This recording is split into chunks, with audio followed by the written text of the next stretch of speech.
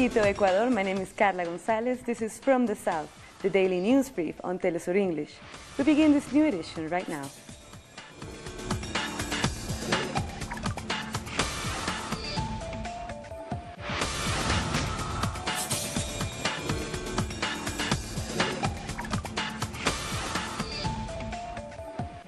We begin in Peru, where President Pedro Kuczynski has been testifying before Congress to defend himself against impeachment. The president was summoned to Congress by the majority led by Keiko Fujimori, which is seeking to remove him from his alleged dealings with the Brazilian construction company Odebrecht.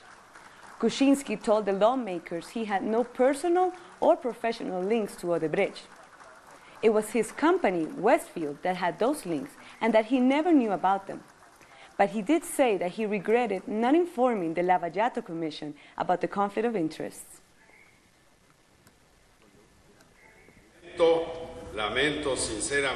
I deeply regret not giving a warning, but that doesn't make me a corrupt person, or mean I was in charge of interests, nor does it mean a violation of the Constitution.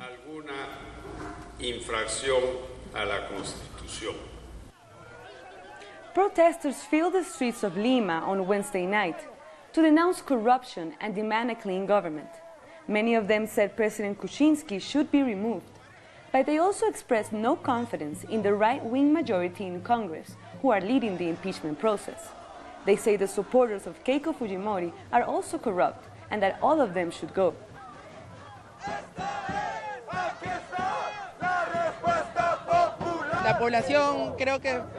People, I think, are completely angry, and with good cause, over the recent corrupt acts by the President, members of Parliament and regional presidents. What's happening with the current President, PPK, and ultimately with his removal, because it seems that's where we are heading, and it seems to us right, is that we need to change the rules of the game. This democracy has been promoting corruption for years.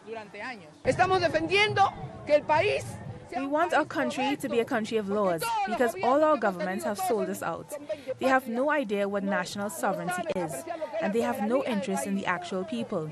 Those dreadful pro-Fujimori members of Congress are not interested in the actual people.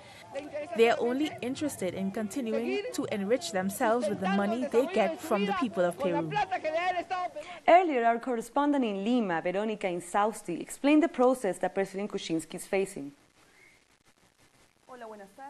President Pedro Kuczynski will appear in Congress to testify on the Odebrecht case.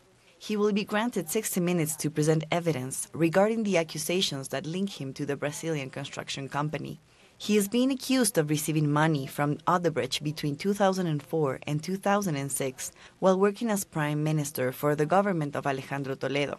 Peru's constitution says that it is a crime against the public administration to sign contracts with businesses that are working for the state while being a public servant. In this sense, Kuczynski is accused of benefiting himself with almost $800,000. After his appearance in Congress, the members will have to decide if they will proceed with the impeachment process. In order to do so, they will need 87 votes, although around 90 congressmen have said that they will vote in favor of the impeachment process. It's important to know that the president of the Supreme Court of Justice, Duberly Rodriguez, said that he received 14 constitutional complaints against the impeachment process from different people, among them President Pedro Kuczynski himself. If the Supreme Court accepts these complaints, the decision from the Congress will have no effect. The court has 3 days to put these complaints into effect. Meanwhile, the General Secretary of the Organization of American States, Luis Almagro, said that they received requests regarding this unconstitutional impeachment process as he defined it. Almagro decided to send an OAS delegate to Peru to oversee the process. These two legal actions could put a stop to the impeachment process against President Pedro Kuczynski. We will keep you informed. From Lima. The opposition alliance against dictatorship in Honduras has called on the armed forces not to obey orders from the government of Juan Orlando Hernández.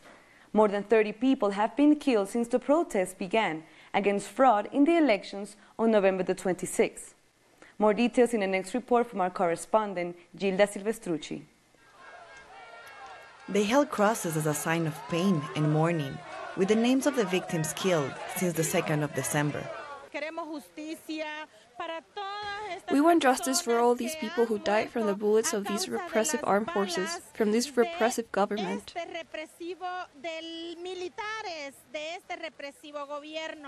We don't have any more patience. Look at the deaths. The protest reached the headquarters of the High Command of the Armed Forces, which was guarded by a strong military and police deployment. The alliance leaders made an appeal to military authorities. Why do you repress and murder those who peacefully claim their rights? None of us here have any weapons other than our ideas and our rights. According to the human rights defenders' statistics, around 60% of deaths were youth under the age of 25 and from low-income communities.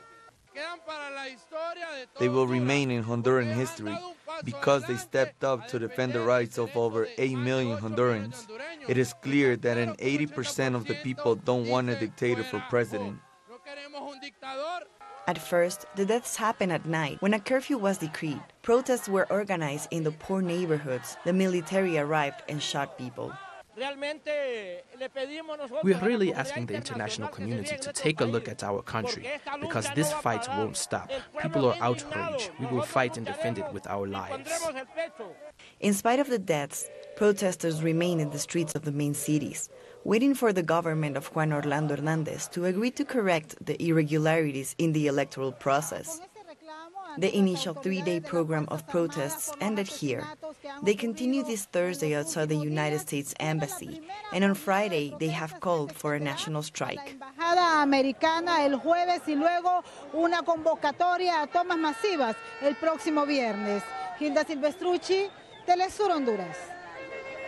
And Venezuela's President Nicolás Maduro referred to the political crisis in Honduras. He said Hondurans are being forced to accept a president they did not choose.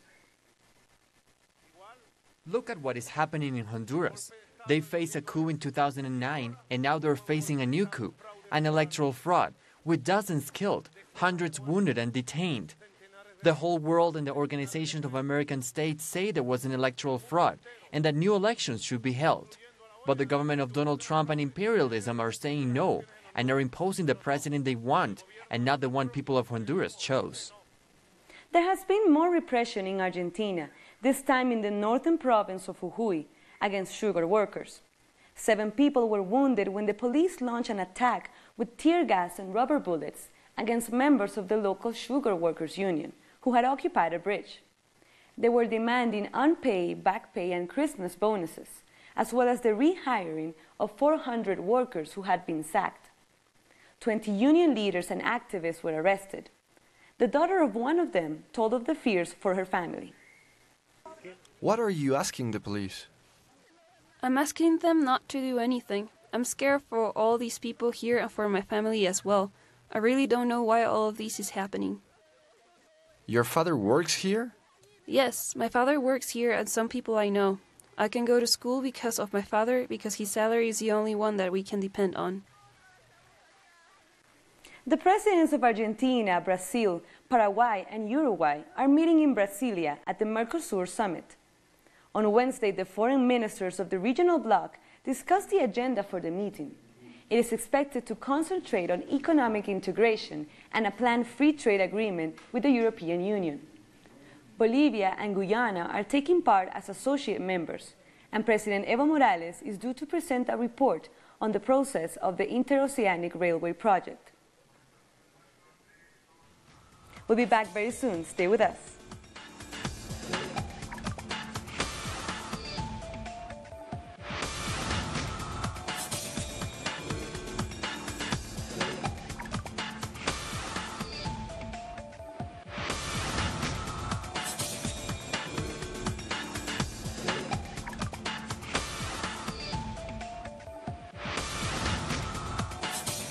Panamanians commemorated on Wednesday the 28th anniversary of the U.S. invasion to their country. Thousands of people were killed in a military operation, and the protesters wanted to be a day of national mourning. Members of different social movements marched to commemorate another year of the U.S. aggression against the country. They don't want people to forget. Estamos aquí recordando We remember today that 20 years have passed since the U.S. invasion, a cruel day which we want to be recognized as a day of mourning. We want the U.S. to admit that they led a criminal invasion and to apologize to the Panamanian people for their actions. On December the 20th, 1989, the U.S. armed forces began what they called Operation Just Cause. It was supposed to remove General Manuel Noriega from power. These people say it was another example of how the United States interferes in Latin America. Even after a commission was set up in 2014 to investigate the events, not all the victims of the invasion have been identified, and people don't believe they will ever get justice. 5,000 dead people do not mean anything to the oligarchy in this country, nor to political parties like PRO, Cambio Democrático, the Analfist movement, and others who have been ruling this country for 27 years. And because this means nothing to them, the dead haven't been identified, no tribute has been paid to them, and this day hasn't even been declared as a national day of mourning. There is still a North American presence in Panama, and the invasion was just the beginning of a series of pro-imperialist governments.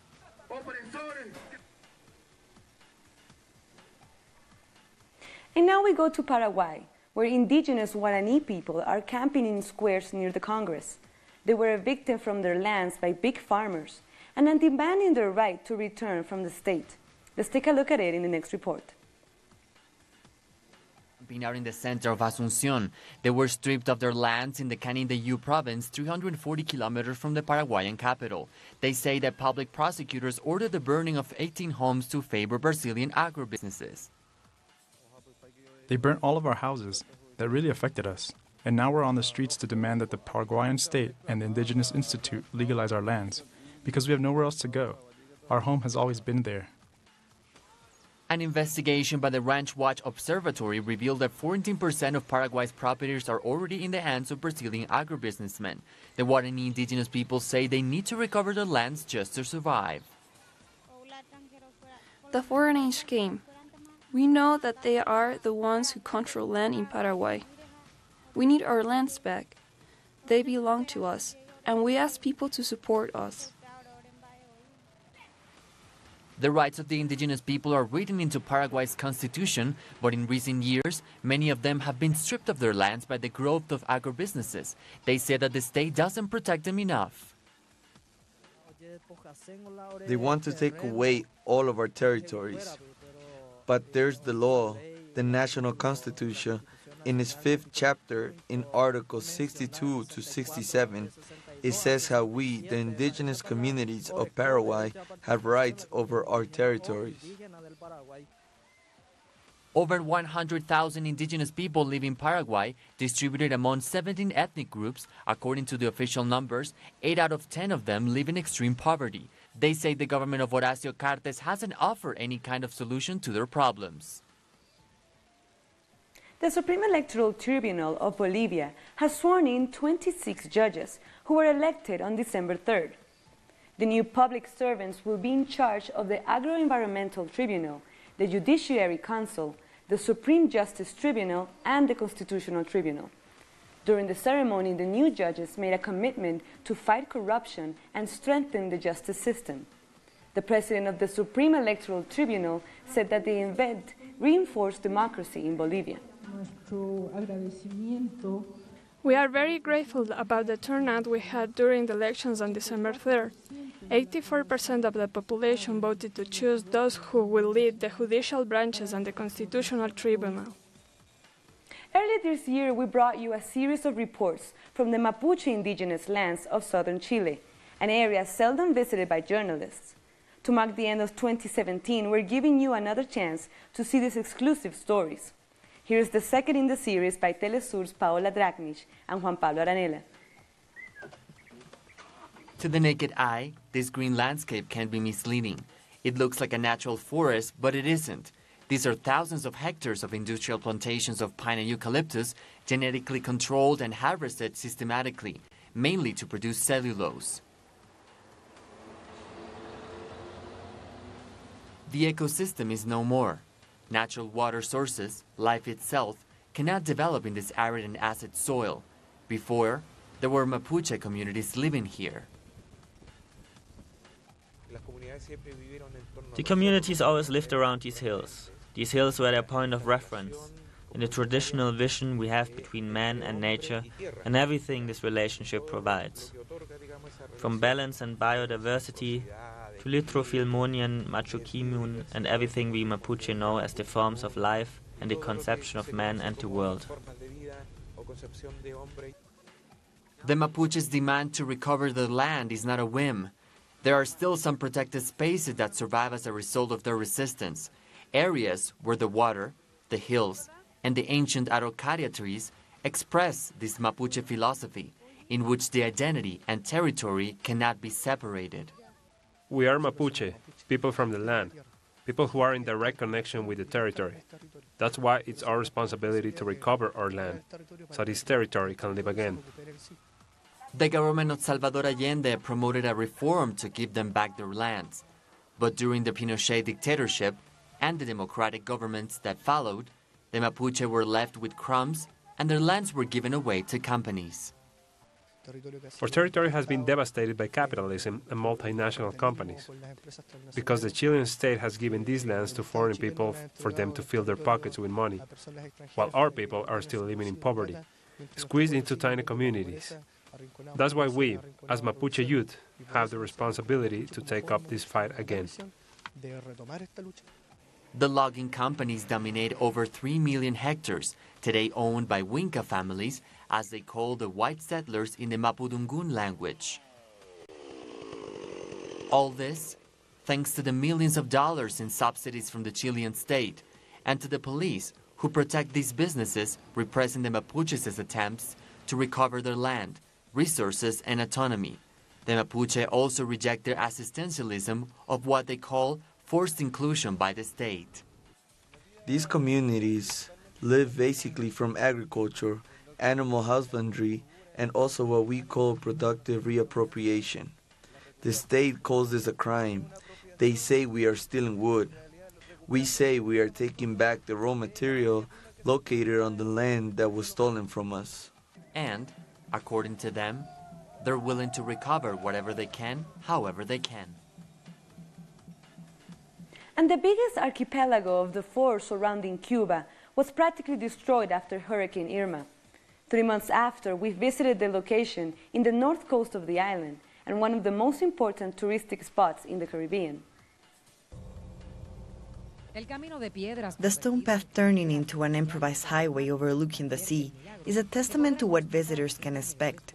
This road was destroyed by Hurricane Irma, the strongest ever registered in the Atlantic Ocean, although it leads to the amazing natural beauty of Cocoqui. Here we found an Italian fishing guide waiting for the sunset. I've been fishing at Marina Gaviota all day. I had a great time. This place is great for fishing. It's been 14 years since I've been to Cuba. And what do you think of its recovery? Great and very fast. The road is really good and the bridges are also recovered. Visitors are surprised when they see hotels that have lost their roofs and gardens.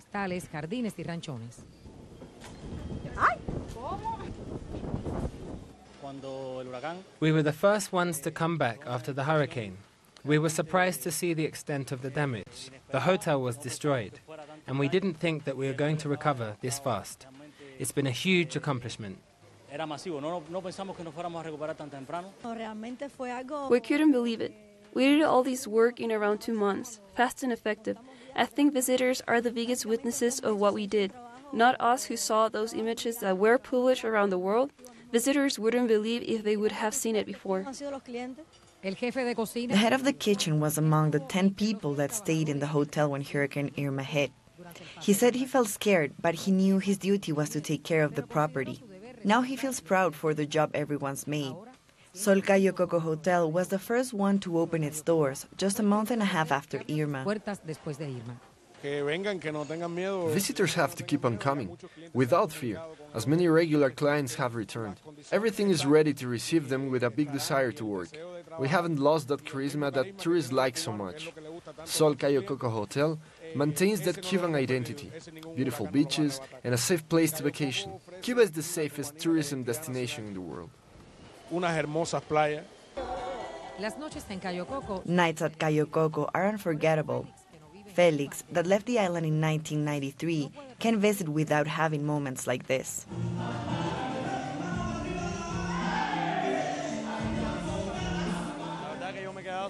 I am surprised because I never thought they could rebuild everything in such short time. Everything is great. Hotels prepare for the peak vacation season as new visitors arrive. Just as Cuban authorities said, tourism is fully moving and most services are working for the high season. Fabiola Lopez, Telesur, Cayo Coco, Cuba. We'll be back very soon. Stay with us.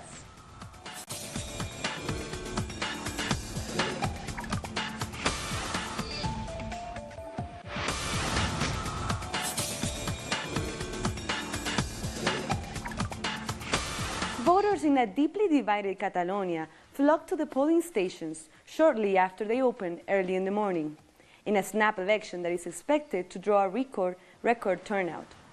Support for Catalonia's separatist and unionist camps is running neck and neck, leaving prospects of an end to Spain's worst political crisis in decades, and it's looking slim. All indications are that the results will be very close, as voters are split over Catalonia's ties with Spain. I've always felt Catalan. I've never felt Spanish. Catalans have always felt attacked by the Spanish state, at least me. Our culture, our language, our financing, and a bit because of that. I mean, I don't have anything against the Spanish citizens, but against the state that is always repressing us. I think everything is very balanced, and me being Spanish from Andalusia, I would like us to continue as we are. I don't know if it's the best option. My children think completely different from me because they are Catalan. On the other hand, in the Catalan seaside town of Calafell, the residents hope that the vote will open the way for talks between the separatist and pro-independence camps. We should patent the brand and export it, but I think we have to take the positive out of the Calafell model, which is that people want to move forward. We want to try to reach an agreement, to create bridges, recognize the points we have in common and not what separates us, but rather what unites us, and from there look for agreements and try to represent as much as possible the society that has voted. Our correspondent Vincent Montagut sent this report from Barcelona with the latest on today's elections. During this interesting voting day, one of the most relevant facts we have confirmed so far is the turnout on this election day. Until now, 34.69% of the voters have gone to a voting center, only 4/10 less than the elections held in 2015. It's important to remember that the last elections were held on a Sunday, a rest day, but today people had to adjust their visit to the polling station to the work schedule. This exceptional election was called by the central government of Mariano Rajoy, not by the autonomous government, as is usually. 3 candidates are in prison, among them Oriol Junqueras, the leader of the Esquerra Republicana of Catalunya, that's up in the polls to win these elections. But it is also neck and neck with the sacked Catalonia president Carles Puigdemont, that is in exile in Brussels, capital of Belgium. For many civilians, this election is a referendum that couldn't be held on October 1st, with all the democratic guarantees. They have also said the results of today's voting process will have big consequences, not only in Catalonia but in Spain, and for the government of Mariano Rajoy after his decision of putting into effect Article 155 of the country's constitution, and that allowed the dismissal of the government of Catalonia. That was Vincent Montagut from Barcelona. Now let's take a look at our World News Roundup. An Australian man of Afghan descent with a history of mental health issues drove a car into Christmas shoppers in the city of Melbourne, injuring 19 people. But police say they do not believe the attack was terror-related. What we do know about the driver of the car, he is a 32-year-old Australian citizen of Afghan descent. He is a person who is known to Victoria Police. He has historical assault matters. He is not currently on any bail or any corrections order or anything of the like, and has a history of drug use as well as mental health issues. We understand, as I said, this still is very early days, that he is on a mental health plan and receiving treatment for a mental illness. We are working through those to clarify that. He is still in custody under arrest for these offences for what we allege is a deliberate act. President of the United States Donald Trump has threatened to cut off financial aid to countries that back a United Nations resolution opposing the recognition of Jerusalem as Israel's capital. His remarks come ahead of a UN General Assembly vote on a resolution opposing any recognition of Jerusalem as Israel's capital. Trump also hailed the tax reform bill as a victory for his administration. These are the people right behind me. They've worked so long, so hard. It's been an amazing experience, I have to tell you. Hasn't been done in 34 years, but actually really hasn't been done because we broke every record. It's the largest, I always say the most massive, but it's the largest tax cut in the history of our country. And reform, but tax cut. Really something special. Cyril Ramaphosa, the newly elected president of South Africa's governing party, the African National Congress, has vowed to fight corruption. Ramaphosa made the pledge while closing the party's conference. He also promised to pursue a policy of, quote, radical economic transformation and to tackle unemployment. Ugandan lawmakers voted overwhelmingly on Wednesday to remove presidential age limits. This paves the way for President Yoweri Museveni to serve a sixth term in office. The highly controversial bill passed with 315 votes for, 62 against, and 2 abstentions after 3 days of chaotic debates in which some opposition MPs were suspended while others walked out. Residents of Bogotá and tourists alike are in awe of an illuminated Christmas train that passes through the Colombian capital. The train is over 1,300 feet long and comprises of 14 train cars, whereas Santa Claus can be expected to pass through them as the train is in transit. It can carry 600 tourists at a time, and around a quarter are usually foreigners, who are all excited to take part. It's one of the most amazing adventures that we can find in Bogota around New Year's and Christmas. It's such a festive activity, and during the year we have been using this train many times. It's always a fun thing to have, and it's amazing that we have been able to bring all these beautiful trains, old steam engines from different countries and from different parts of Colombia, and convert them into something that is such a beautiful tourist attraction. And we've come to the end of this daily news brief. This and many other stories, you can find them on our website at telesurtv.net/English. And you can also join us on social media, Facebook, Twitter, and Instagram. For Telesur English, I'm Carla Gonzalez. Thank you for watching.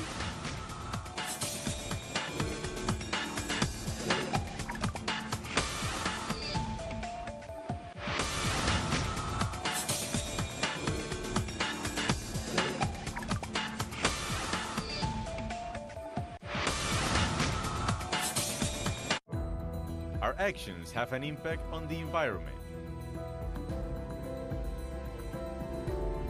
It's our responsibility to change for the sake of our planet.